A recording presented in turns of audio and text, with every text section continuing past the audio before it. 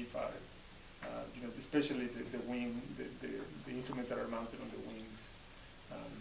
Everything is, you know, the latest in instruments that measure trace gases, especially the ones that are in HIPAA.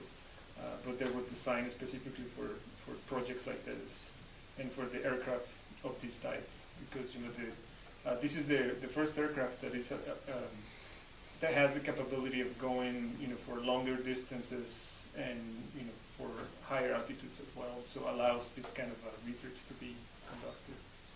So if you're talking about stuff that's designed specifically for it, what's the time like when do you have to have that stuff done but when you make a proposal, or is that something you make the proposal and say, we can build this, and then when you get, you know, when you get awarded the time, then you build it after that, or is that something you have to have done ahead of time? I think it happens every way. Every way. Yeah. I mean, if you have an idea of an instrument that you want to build, you can propose it. NSF will give you money. Then you can build a prototype of that instrument. Okay. And then do testings on it. Yeah, you would probably have to, you know, demonstrate in the lab first. But it's not necessarily something that's required when you're making a proposal. It's like, this is the instrument I want to put on there, and here it is. It's something that you can wait, because I would imagine that would be kind of a gamble, right?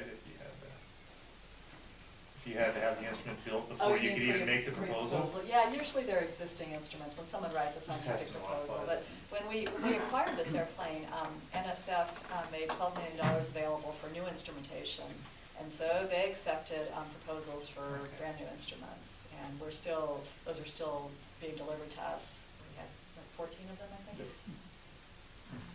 And where are those made here then, or is that all over? All over, yeah, different You universities. can like contract that out, kind of. In Yeah, a way NSF. In fact, we weren't eligible to compete for that money, so it Huh. was opened up to universities and other labs, and so all the instruments were built. How come you weren't eligible for that? Is that just? They thought we had an unfair advantage, something like that. You know, we got plenty of other money, so we can't complain. Okay. So that went to the university community primarily. But it's great because you get collaborations from different universities. Sure. I mean, if we were the only ones building, then we'll be very ecocentric. Yeah.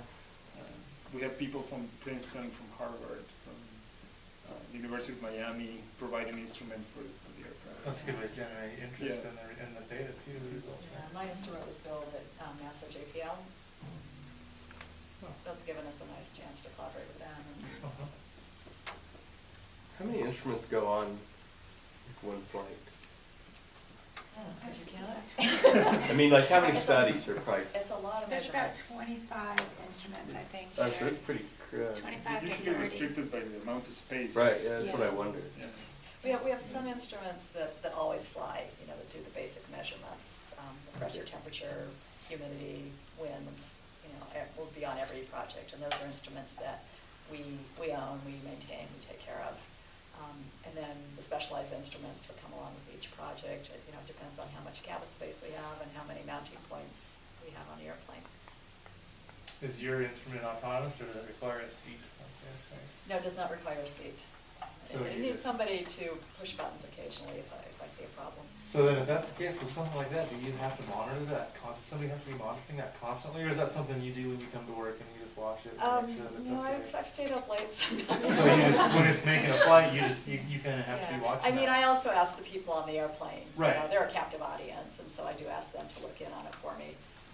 Because we met with the guy at the atmospheric chemistry that had the CO instrument, and that's what he said too. He said sometimes, Oh, Frank? yeah, Frank was the, yeah. ACB. And he said he had to ask him to turn the knob or do Yeah. some fiddle with something every now and then. Yeah. But his was the same way. He was talking about doing the same thing, just watching it.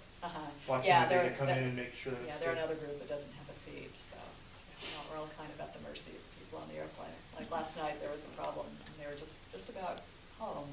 There's a problem with my instrument, and I said, guys, could you check on it? And nobody, I couldn't rouse anybody. Are you there? You said your instrument was made at JPL. Yeah. Do you see much of what you do here with the instrumentation on the aviation used as springboards for what they're doing with a lot of their planetary missions? I think NASA does, you know, that's one of the primary reasons that NASA flies research aircraft, is to do validation of their satellite sensors and to, you know, have a test bed before they put them on a satellite. You know, because obviously it's very expensive to put it on a satellite. So that's, NASA flies on DC-8 and ER2 at WV-57. And so that's one of their primary missions for doing airborne research. How many people go on a flight?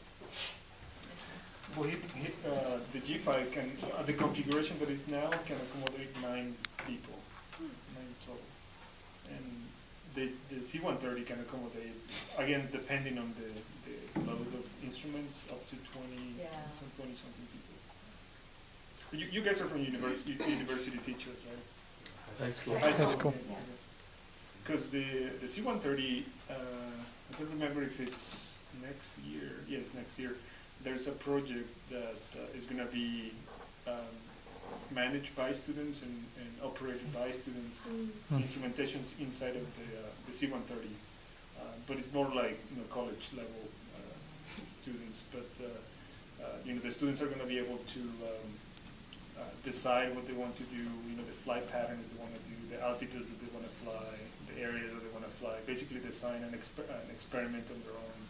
And they're going to be, you know, collecting data, analyzing the data, and then producing scientific papers after that. And I think that's a great opportunity for students. Is that undergraduate level students? That's mostly undergraduate and graduate. Depends on, you know, the interests of the student. Have they been made aware of the high school intern program? Yeah. We mentioned got